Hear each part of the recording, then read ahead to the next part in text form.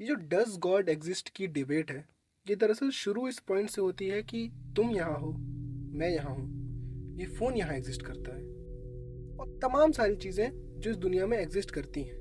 पर सवाल सिंपल सा है, क्यों? क्या ये सब अपने आप आ गया या किसी वजह से है? सोचो, अगर मैं पूछूं ये बिल्डिंग कैसे बनी, तो तुम कहोगे इंजीनियर्स ने बनाई, मजदूरों ने बनाई। फिर मैं पूछूं इंजीनियर्स कैसे आए? के पेरेंट्स के कारण। उनके पेरेंट्स कैसे आए? उनके पेरेंट्स के कारण। बस यहीं से सबसे बड़ा फिलोसॉफिकल सवाल शुरू होता है। अगर हर चीज किसी और की वजह से है तो सबसे पहले क्या था? और आज हम इसी सवाल को एक्सप्लोर करेंगे। Does God exist? लॉजिक से, सिंपल तरीके से। आगे बढ़ने से पहले कुछ टर्म्स हैं जिनको समझ लेना काफी जरूरी हो जाता है। सोचो, एक टॉय कार, बस एक सिंपल टॉय कार। ये टॉय कार कभी थी ही नहीं, फिर एक दिन बनी और कल टूट भी सकती है। इसका मतलब क्या हुआ? इसका मतलब ये है कि ये टॉय कार अपने आप से नहीं है, इसके पीछे कोई रीजन है। किसी फैक्ट्री ने बनाई, किसी वर्कर ने जोड़ी, किसी ने प्लास्टिक दिया और किसी ने डिजाइन बनाया। अगर ये सब ना होता तो ये टॉय कार भी नहीं होती। इसका मतलब ये है कि ये टॉय कार डिपेंड करती है। तो ऐसी चीजें जो कभी हो सकती थी और कभी नहीं भी हो सकती थी, उन्हें बोलते हैं कंटिंजेंट थिंग्स। सिंपल डेफिनेशन याद रखो, जो चीज हो सकती थी और नहीं भी हो सकती थी। अब एग्जांपल्स देखते हैं। तुम्हारा होना गारंटीड नहीं था, कोई और भी हो सकता था, या शायद कोई नहीं भी हो सकता था। मैं भी यूनिवर्स के लिए ऑप्शनल हूँ, मेरा होना भी कोई गारंटी नहीं था। अर्थ ये भी नहीं होती अगर थोड़ी सी भी कंडीशन ऊपर नीचे हो जाती। सन, इसकी लाइफ भी लिमिटेड है, एक दिन ये भी खत्म होगा।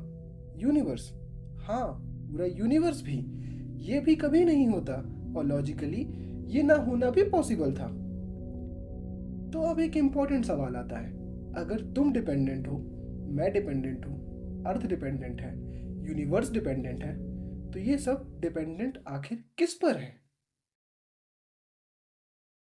अब सोचो एक ऐसी चीज जो बिल्कुल अलग हो, जो कभी स्टार्ट नहीं हुई, कभी एंड नहीं होगी, जो किसी पे डिपेंड नहीं करती।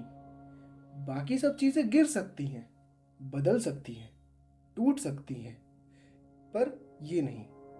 ये चीज मस्ट एग्जिस्ट करती है, ऑप्शनल नहीं है, एक्सीडेंटल नहीं है।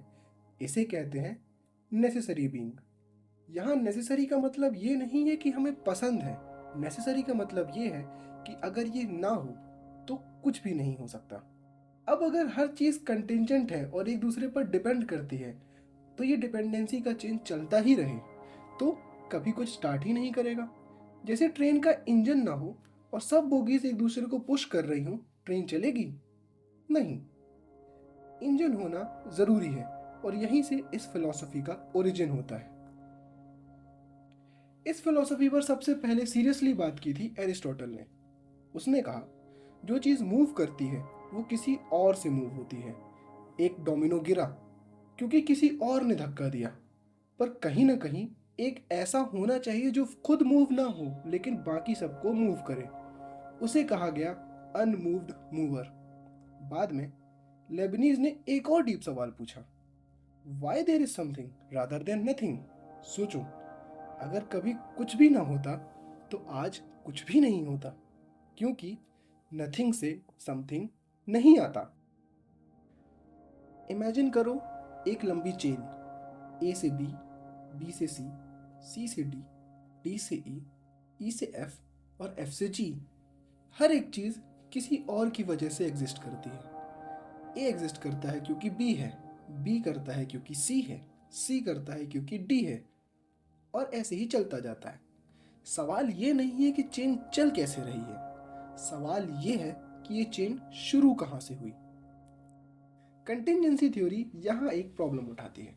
अगर सिर्फ कंटिंजेंट चीज़ें ही हैं और हर चीज़ किसी पर डिपेंड करती है, तो एक्सप्लेनेशन कभी कंप्लीट ही नहीं होता।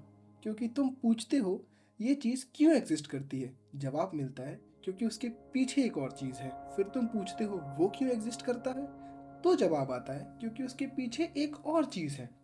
और ये सवाल कभी खत्म ही नहीं होता। जैसे तुम एक रूम में हो जहां सिर्फ दरवाजे ही दरवाजे हैं। तुम एक दरवाजा खोलते हो, उसके पीछे एक और दरवाजा, फिर एक और। पर रूम शुरू कब हुआ? अगर ये चीजें किसी और पे टिकी हैं, तो आखिरी सपोर्ट कहाँ है? किताबें एक दूसरी किताब के ऊपर रखी हो सकती हैं, जैसे कि एक स्टैक, पर स्टैक को कहीं ना कहीं तो रखा होना चाहिए। टेबल कहाँ है? अगर टेबल नहीं है तो किताब हवा में तो नहीं लटक सकती। इनफाइनाइट रिग्रेस सुनने में स्मार्ट लगता है, पर काम नहीं करता। तो सवाल आता है, क्या यूनिवर्स ही आंसर है? कुछ लोग यहाँ कहते हैं यूनिवर्स ही सब कुछ है, यूनिवर्स बस एग्जिस्ट करता है। पर यहीं से प्रॉब्लम शुरू होती है। यूनिवर्स को देखो, यूनिवर्स स्टार्ट हुआ बिग बैंग से। यूनिवर्स लॉस फॉलो करता है, फिजिक्स, टाइम और एंट्रोपी के। यूनिवर्स चेंज होता है, गैलेक्सीज मूव करती हैं, स्टार्स मरते हैं। जो चीज़ चेंज होती है वो परमानेंट नहीं होती, और जो परमानेंट नहीं होती वो नेसेसरी नहीं होती, और जो नेसेसरी नहीं होती वो कंटिंजेंट होती है।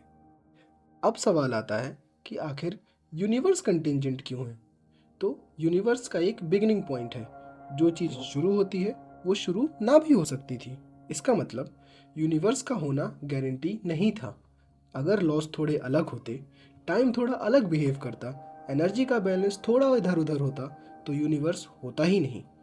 जो चीज़ हो सकती थी और ना भी हो सकती थी वो कंटिंजेंट होती है। और यहीं से एक प्रॉब्लम उठती है। कोई चीज़ दरअसल अपने आप को एक्सप्लेन नहीं कर सकती।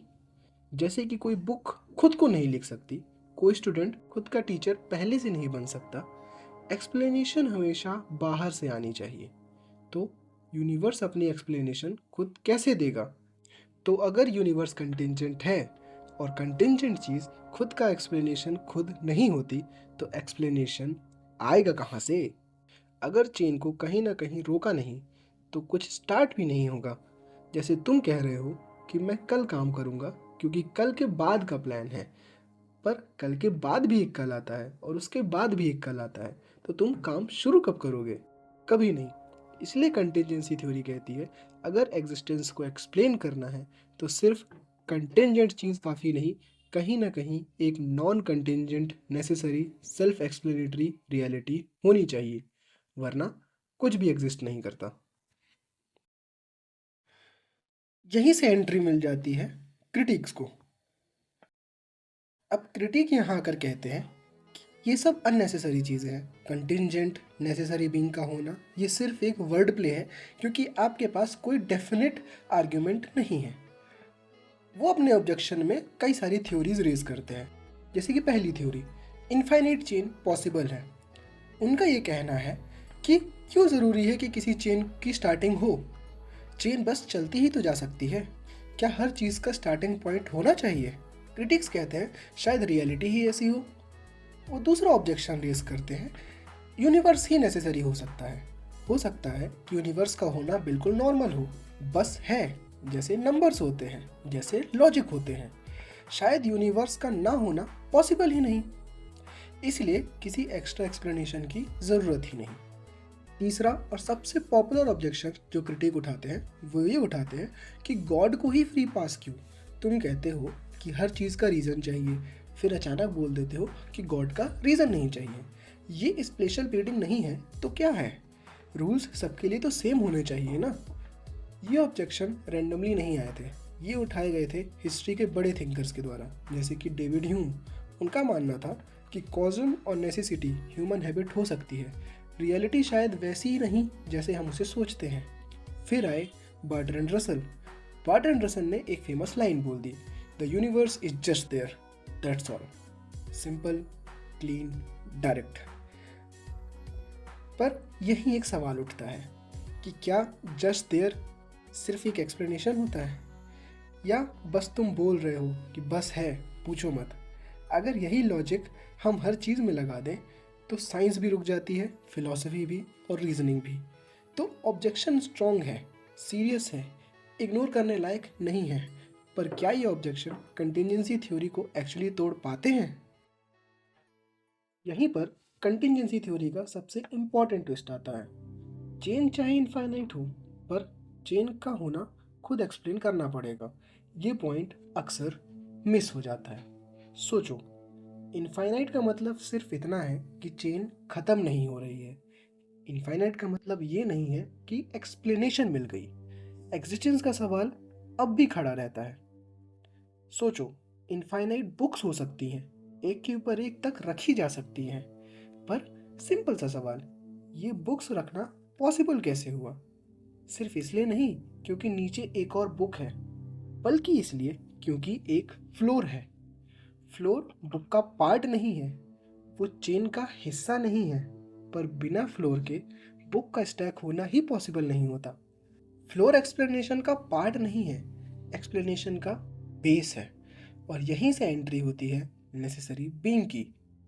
बिल्कुल वैसे ही नेसेसरी बीइंग चेन का पार्ट नहीं है, चेन का एक और लिंक नहीं है, वो चेन के नीचे बैठा एक और डोमिनो नहीं है। नेसेसरी बीइंग का रोल सिर्फ इतना है कि चेन को पॉसिबल बनाना, चेन को ग्राउंड देना और चेन को एक्सप्लेन करना।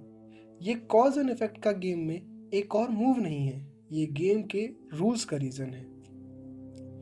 थ्योरी ये नहीं कह रही गॉड मिल गया, बस थ्योरी सिर्फ इतना कह रही है एग्जिस्टेंस के लिए एक नॉन कंटिंजेंट बेस का होना चाहिए।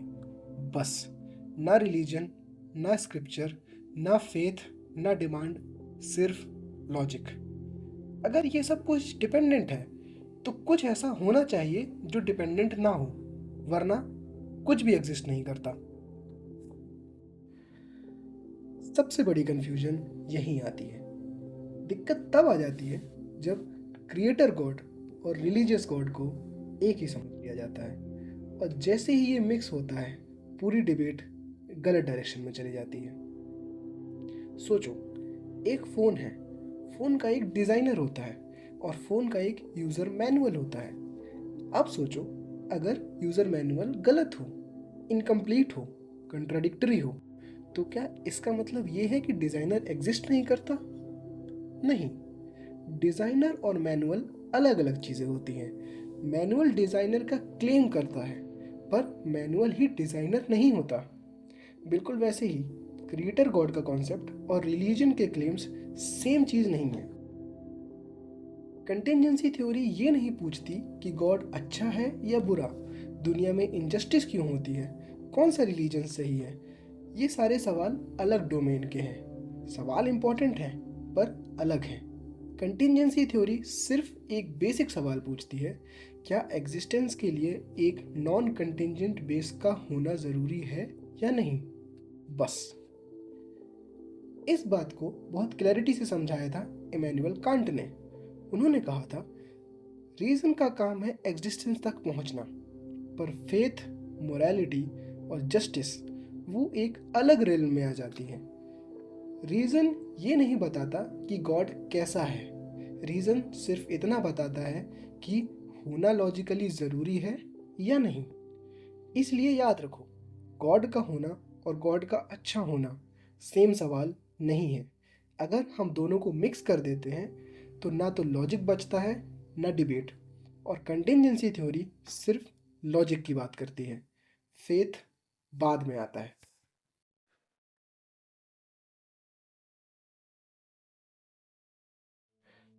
तो does God exist? Contingency theory का जवाब सिंपल है, लॉजिक गॉड को डिस्प्रूव नहीं करता, लॉजिक गॉड को फोर्स भी नहीं करता, पर लॉजिक इतना ज़रूर कहता है, रियलिटी का कोई अल्टीमेट बेस होना चाहिए।